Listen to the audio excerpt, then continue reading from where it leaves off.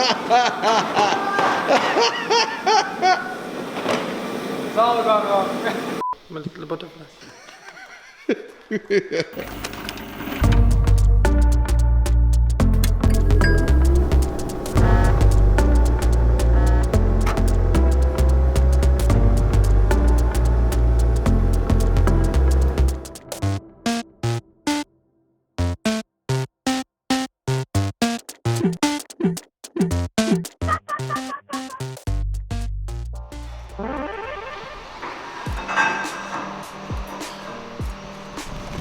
Hello guys and welcome to another episode of Games Changers. So, the cage is finally done in Dave's C6. As you can tell from the other episode, it's pretty much there, but the door bars have now been finished and hopefully when the new HEK doors come, they're fit. Otherwise, Ryan's going to be more annoyed with himself, I would say.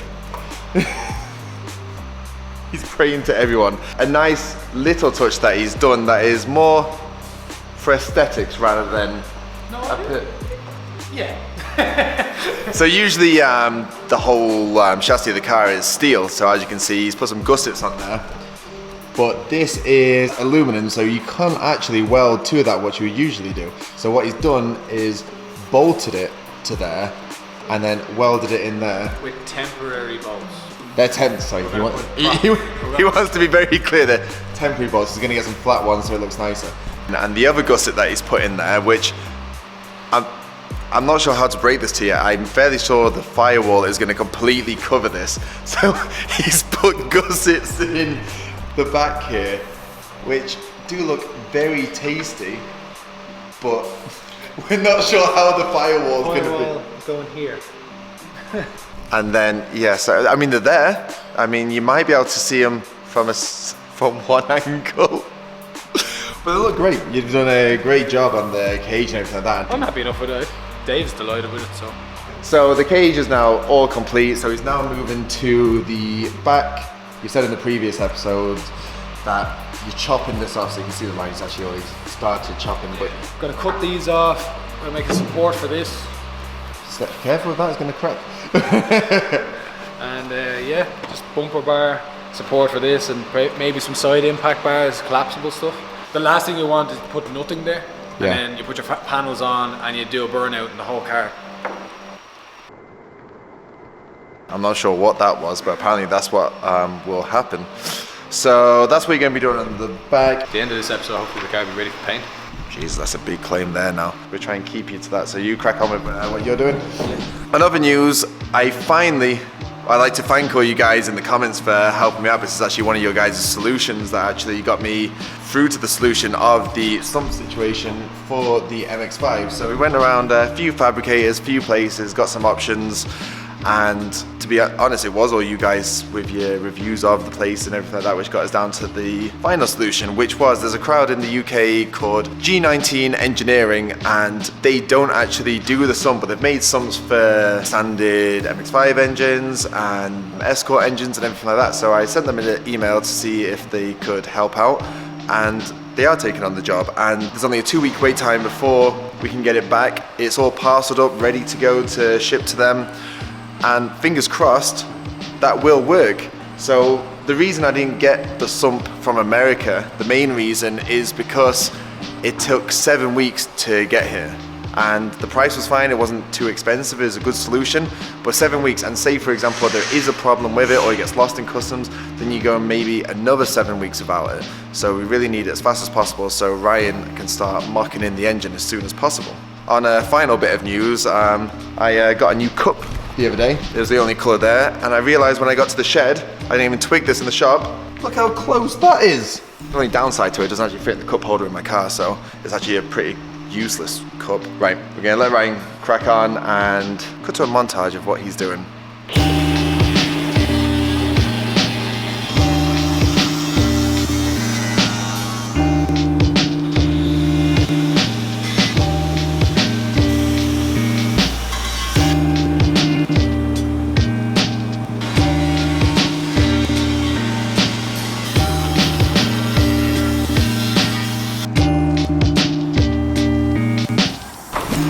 Well, you didn't get any of that.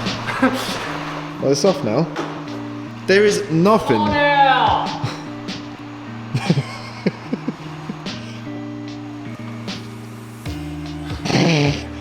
Will your bit be lighter than that? Oh yeah. Just. Where's the top?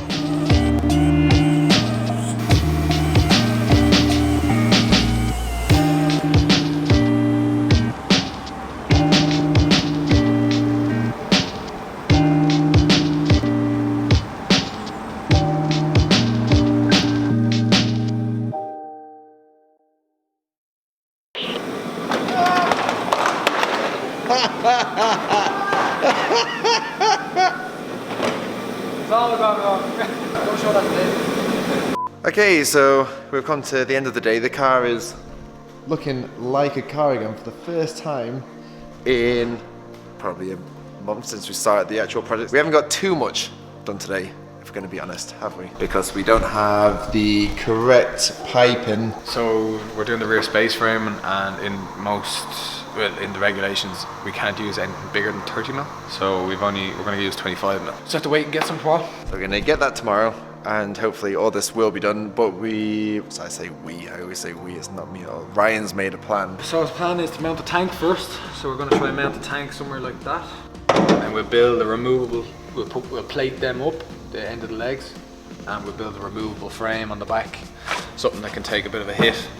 And if it does bend or whatever, we can just pull 2 bolts, pull it out. So you'll get on that tomorrow. And until then, we're going to go over to Dave, who's in his office, and he's going to talk through the liveries and give you a sneak peek of, well, pretty much the finished result of what he's actually designed up. So we're going to go throw it over to Dave. What's up guys, I'm here in my office again, and today I am going to talk you through the process that's been happening behind the scenes on the liveries for the 2 cars, the Corvette and the MX-5. So liveries are a real make or break part of any car. Like, I'm pretty sure if you guys, I said, what's a yellow and black car in Formula Drift? You'll say Frederick Asbo. What's a blue and white Mazda? You'll probably say Mad Mike, and so on and so forth. Those guys have built a brand around their liveries, around their color schemes, and that's very much what we want to do as well. Now, we want to make the cars mean looking, we want to make them dark looking, especially the MX-5 because it's the happiest looking car on the entire planet. We want to make it dark and mean and look a bit more aggressive. So we started looking around for designers, graphic designers that suited our style, that kind of could achieve what we wanted to achieve. And one thing I'll say about graphic designers is there's incredible designers all over the world, but generally they have a certain artistic way or style or flair that is kind of unique to them. So for example, on our last liveries, on the 180s and on Josh's MX-5, we used Joker This Designs, who's amazing at making Japanese graphics and tribal stuff, which is exactly what we wanted for those cars. But for these cars, because they're a little bit more professional, and also we want the sponsor logos to stand out a little bit more, it's not just about style, it's about giving back to our partners, we went to a guy that actually knows all about that. So if you're familiar with Matt Kaufman, who's driven in Formula Drift, he's had some amazing liveries over the year. Hurt from Hoonigan, Matt Field, those guys all go to a guy called Ian in America called Factory 83. Factory 83 is his company, and he is super in tune with what you're trying to do in drifting. He wants you to get a design that's clear and easy to read the sponsors on, but also looks menacing or individual. So we talked to Ian, he came up with a really good package for us on our cars, our suits, everything, and we're going to be working with him over the next couple of months. But the first thing we need to start on is the cars. And why would we go get deliveries sorted for the cars now and not, down the line when the cars are clearly just a shell in the garage? Well, the reason being is for potential partners or potential sponsors, you need to show them an image of what the car will look like when it's finished and where their logo will be. So that's exactly why we get on that so early. So where we started off with, I'm going to show you guys exactly what Ian did. So Ian sketched out the Corvette. Now he's based this obviously very closely on Matt Field's car, which he did, which is again very similar to mine. As you can see, the car takes shape very quickly there. It's got everything you need, white arches, all the stuff that's going on it. Now the car will be matte carbon and not matte black, but for the sake of this, it's easier to visually see matte black, so that's what we went with. So that's the Corvette, nothing too fancy there. Josh's MX-5, a little bit more custom work here. As you can see, Josh going for numerous white arches and splitters and canards and everything to try and make the MX-5 as aggressive as possible. And he went with a big wing, big diffuser, all that jazz. And as you can see, the car definitely doesn't look like any other Mazda NC. And yeah, it's not exact what's going to happen, but it's close. So this is where we started. We knew we needed a base map. We needed a base drawing to work from, and that was pretty good. So I sort of then sent a lot of different information to Ian. I said, hey Ian, you know, these are the cars I like, these are the styles I'm into, and he sort of had a little play around with it. And what he ended up coming back with to me was something along the lines of here. Now you can ignore logo placement, all that stuff, that's just example. So he's put basically sort of a tribal design on the side of the Corvette, and we went with a color which is the AMG kind of green that's from like the Formula 1 team. And it looks pretty good. We put the DS25s, the Stroms on there, and you'll see the Mustang in the background because obviously the Mustang is going to wear a similar but not the same livery to the Corvette. It's going to get a full revamp, but more on that another time. So the Corvette was okay. I didn't fall in love with this. I didn't like this, and it's tough with graphic designers because they're trying to find, you know, it's creative. You can say I want a blue car is easy. When it comes to design, you have so many possibilities, and it's really tough for graphic designers because they've got to almost throw you out something for you to react to it. I wasn't in love with this, and I said I needed something with a little bit more flow. So what we went with after that was this style. So this I actually really liked. So this is more of a flow, as you can see. It's got a little bit of tribal in there, but it's not too much. And I want to really show you the details on this. So what might look crazy on this car is that there's all these little gray lines everywhere on it. You can see it almost like cracks in the car. That's actually going to be reflective black material on the like a sort of a wrap. So the car is going to be exposed matte carbon, but it's going to have this black reflective material on top of it. And I've seen that before on Ken Block's car, where, you know, when the light hits it, it changes colors. So that's exactly what we wanted it to do. So it's subtle when it's kind of, you know, in dark light, and it's very bright in bright light. And then obviously we're going to run with a lot of chromes and stuff on top of it. And this actually looked really good. I was really happy with this. We played around a little bit with just how much white on the car, how much black on the car, black front lip, white front lip, that kind of thing. So we were getting pretty close with this until we got to Josh's car. And then Josh picked his colors, which were this. He went with a purple and gold. Same livery that we just showed you on the Corvette, and it works really well on the MX-5, as you can see. Now, the logos are just placed there for an example. They will be totally different when the cars are finished, but you get an example. The purple and gold look serious together. So all of a sudden I went, hold on a minute, I like Josh's livery more than my livery, and that's a bad thing. So I said, hey, why don't we, to make it a team, flip the colors? So if Josh has got like purple stripes on the car with the gold accents, why don't I go for the gold on the car with the purple accents, and then a purple behind the partners? And this actually worked really well, and I absolutely fell in love with this, instantly fell in love with this. So I was super happy with it. You can see with Josh's car, he could have gone with the big wing. He then decided to switch over to a ducktail, so he added that in. And after all of this, you can see some pretty aggressive stuff here on the front of Josh's car. Interestingly, we're having a look at this white front lip on the car, something totally different than everyone else is doing. But we'll see, and a white spoiler. We'll see how we get there when the cars are actually being made up. But I think Josh's car looks insane like that, and I think the Corvette looks insane like that. And we made a couple of changes since then. So where we are right now is these are the finished renders. So there's no partner logos on the cars at the moment. That's the next step once we finalize all of those. So this is what the Corvette essentially will look like. You can see it's got the dark chrome Strom DS25s on there now.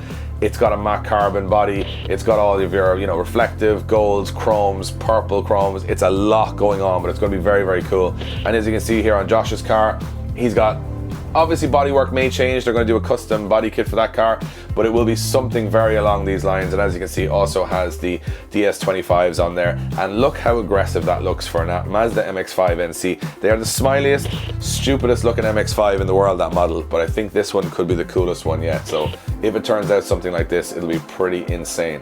So that's pretty much where we're at with deliveries. The next stage we go to now is putting all of their partner logos on there, making that work so they're going to look totally different again. We obviously have to get a new livery for Josh's MX-5 NA model and my Mustang, and we got to do all the merchandising, all of the suits, everything. So there's still a lot of graphic design left to do, but I said I'd give you guys a little insight of how far along I am with it, and we're getting there. We're pretty close. We hope by Christmas we'll have fully finished renders of the cars, and we hope you guys like them. Let us know in the comments if you think they're actually looking pretty cool right now. Again, it's personal taste, but I think they look awesome. So let's get back to the boys in the garage. They're working hard. I'm still here in the warmth, you know, doing my computer stuff, but hopefully I'll get all this stuff done soon and get back out there. But let's go over to the boys, see what they're at. So, welcome back to the shed. It's a new day, we have new materials. Ryan, as you can hear, is grinding away. first he's going to be making the top for the fuel tank to mount the fuel tank in the back. I'll try and briefly explain what he's trying to do. So he's cutting the box at the moment in a somewhat fancy way, cutting triangles out. So we're going to bend in and create a box that's going to sit all the way around there. And then that's, again, going to mount to possibly a bar across there and something up there to support it. The whole idea around this was to kind of make it look like the fuel tank was floating as such, not like there's a big structure holding it up. So he's kind of gone for the best way of being obviously supportive and obviously looks wise. So we'll let him crack on with it and see where we are at the end of the day. Hopefully it's done. What's up guys, I'm jumping in and give a big shout out to one of our partners here at Drift Games, one of the teams behind the teams, which is Link ECU. Now this is the new G4X from Link ECU. This is what will be going into both of our new drift cars. This is the greatest thing that you can put into your performance car or drift car.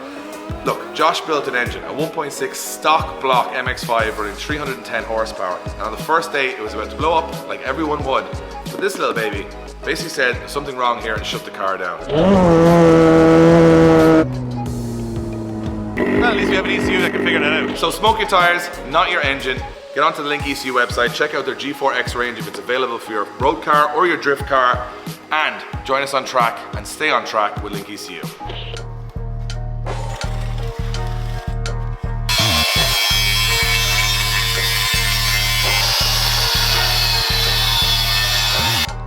Is this the moment of truth for how well it fits?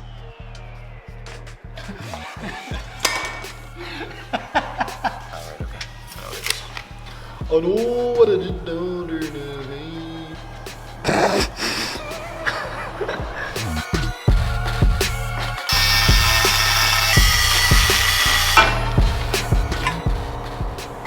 Oh, it's a bit better. Wee bit better. We'll work with that. She not bad? Work it. She not bad? Oh, look at that. Like a glove? Like a glove!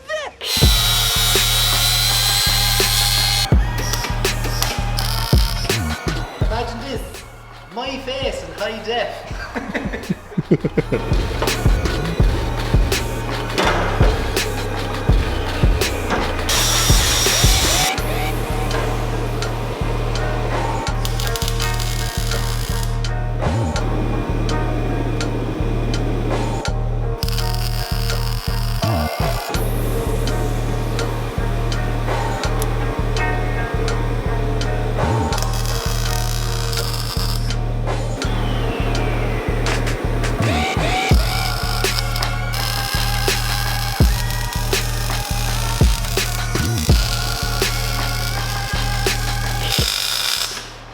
That is the fuel tank in.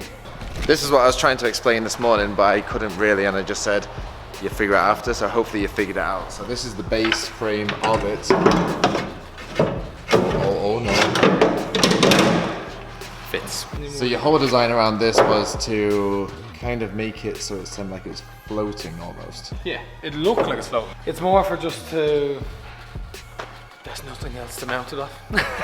It's just two chassis rails, so...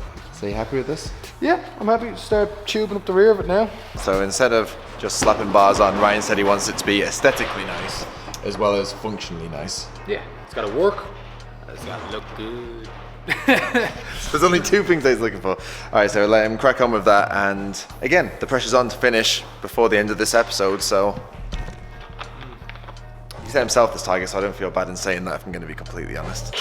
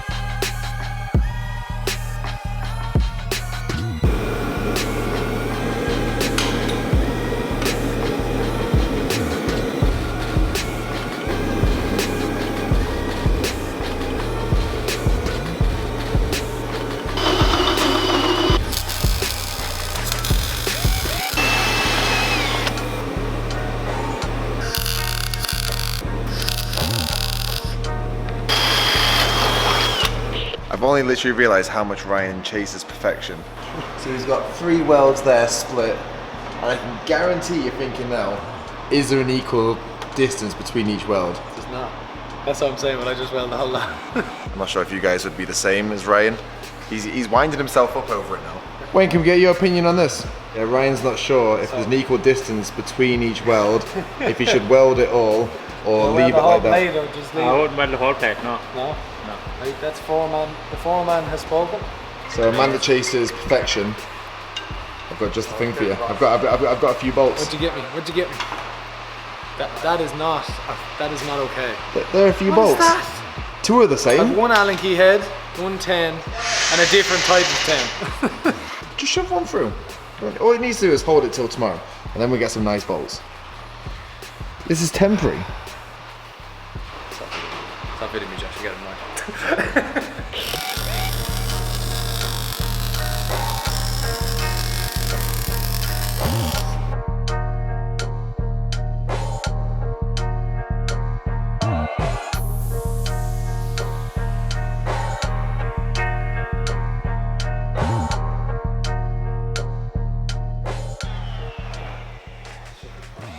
Is it gonna fit?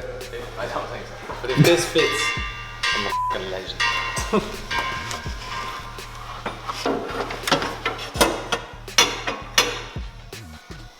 you know what? That's not bad, you know. God dang, I'm good. God dang. You can't see anything this thing. Wait, you can't see it with the camera? No. It's just put just picture perfection. I treat it with a bit more respect. If it can't take a bounce off the ground, it's not going to do much for a wall.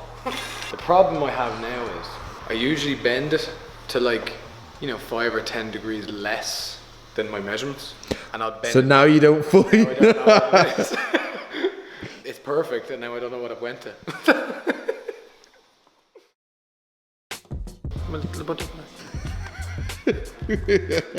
Finally, I'm a beautiful butterfly!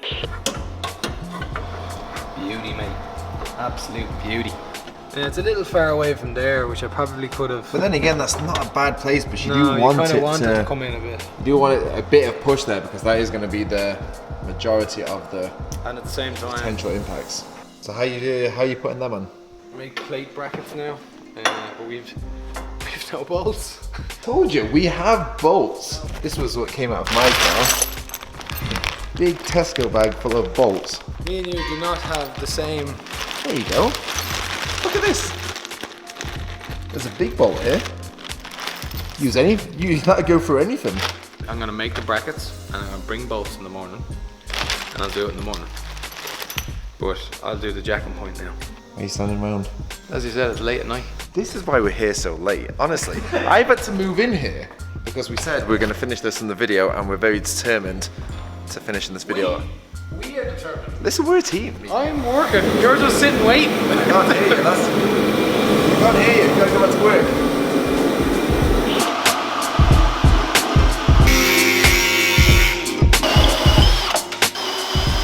It's just smoking.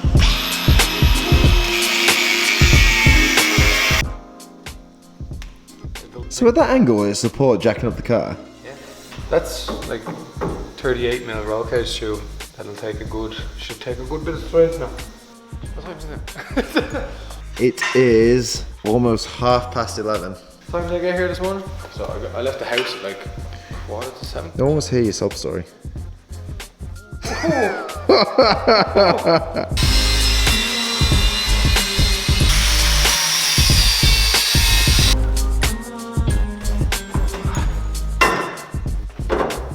Oh. Are you in? Yep. Oh no, I'm not. I have to take a little bit more out of that side. What's wrong with that? It's not in line with that one. So what are you going to do? I'm gonna notch a bit out of that side until it comes over. It is off too. It's still off by. It's still off by about 10 minutes. 10 mil. Right, I'll redo this again tomorrow. I could do it again now, but you want to go home. You want to go home? We all want to go home, Josh. So Ryan, It is 11:39. So we are going to leave this here tonight. We promised that we would have this finished in this episode, and seeing as Ryan failed on keeping to a time, we shall cut to tomorrow morning where he swears he'd have it done, but then again he promised that he'd have it done now. I need the bolts. The bolts. I need the bolts. We've got the bolts. Yeah. How am I supposed to use that? There's not even any nuts to match them. Yeah, we'll cut to tomorrow when this is all done and Ryan stopped messing around with inches and millimeters, and I know you say every millimeter counts, but I mean like...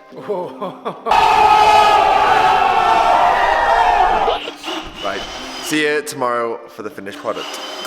Here at Drift Games, we absolutely love online drifting. But more importantly, for you guys watching at home, we want to get you in the game as well. So we've partnered up with digitalmotorsports.com, Ireland's first online sim store, who are experts in everything when it comes to online drifting. And they're going to give you guys a full free sim rig at the end of this series. Now, I know you want to know how do you win, but it's quite simple. Every single episode of Games Changers, we're going to release a letter. It looks a bit like this. And that letter will form a sentence. And at the end of the series, the first person who can put that full sentence together correctly wins a full simulator. Now that's not bad going. Try your luck, test me in again, we let it rain. Please don't start us up. Got that black and white, that yin and yang. Mr. Officer, please don't search us, we don't got a thing. Tell her park it up, then that ass be poking out them jeans up and sparking up. Like the fireworks, I keep the flame, heard you barking up. This the wrong tree, I got the strings, yeah, I'm charging up. They can't keep up, got them looking drained, now they walking up, trying to put the face to the name. So Dave is down here. Hello! You haven't seen really any process of this that's gone on to the real The last time I was here, Ryan was mocking up the tank just where it might be, so I haven't seen anything since then. So I've stayed a distance away to give natural reaction on the camera. Oh, look at this! Oh, now it's a drift car. That's very tidy. It looks like the tank is like floating. Do you want to take the bumper off just so you can see it more? Yeah, I can't see much of what's going on there. Just like that, bumper comes off. But surely now that's going to take a lot of weight out of the back first of all, because Well, if you the pylon. Imagine that was, if I came back and that's what you made, I'd be absolutely devastated, right? There's some weight in that. You can tell that to someone now doing what's that one they do up in Tully Round where they bash off? King of the Ring. King of the Ring. King in the ring. Stick that in the back of the beamer and you come back with the car better than the left. So this is, what you've done here is obviously this is the brace to the wings, so they can't move essentially, and the bumper, and then obviously this is all interchangeable. Yeah. So basically you can pop that out. You can pop this out, the whole thing actually comes out. So it's still hot from welding, that all slides out. And the idea is this tubing is a much thinner, more brittle tubing. So if you hit the wall, this will crumple. I get you. So it doesn't actually bend this part. So and it then won't at the bend very that least this part. Exactly. This is probably as tasty and nice a cage I've seen in any Corvette, because I did quite a bit of research before we did this, and in relation to how practical, safe and intricate it is, also the fact that you put gussets into a car that can't weld to the actual car just for the nice tastiness. Yeah. I'm very impressed. Like, me and Josh are like, we want it to be functional, but we want it to look nice as well, and that looks amazing. This is the bit where you start to see a little bit of hope or a little bit of light at the end of the tunnel. I think we've been kind of looking at this car for so long, so have you guys, that it's like a slow process to get to here. When you start seeing this stuff go together, you're like, okay, now I can see we're getting closer to paint, we're getting closer to getting it back and starting to reassemble the car, which is obviously going to be a long process as well. So, all right, so we'll wrap this episode up, guys. Obviously, I want to hear your comments about how awesome a job Ryan has done, because it, to me, he's blown it out of the park here. This is as good a cage anywhere in the world, and definitely I'm thinking it's probably one of the nicest ones ever put in a Corvette. You can argue that point, but it's absolutely what I wanted. So let us know in the comments what you think of Ryan's work. Do you think we've got it all right? Do you think this little project is going in the right direction? Or do you think we're going to run out of time massively, which is what I'm also worrying about while saying this? So let us know in the comments. About 50% of you guys don't subscribe to the channel. That means we can't hit you with an update every time we drop a video every Tuesday, Thursday and Sunday. So if you could subscribe, that would be awesome. We've just passed 60,000. We're super appreciative of everybody who watches all the videos, because without you guys, there's absolutely no way we could do any of this. So you guys are really the ones doing all the work and putting in the time, watching the videos and commenting and liking. So we really appreciate that. So we'll see you on the next episode of Games Changers, where more madness will happen. We might do up a Corvette. We definitely will be getting towards the MX-5. We might even be doing the Golf van. Who knows? We'll see you in a few, and thank you very much for watching.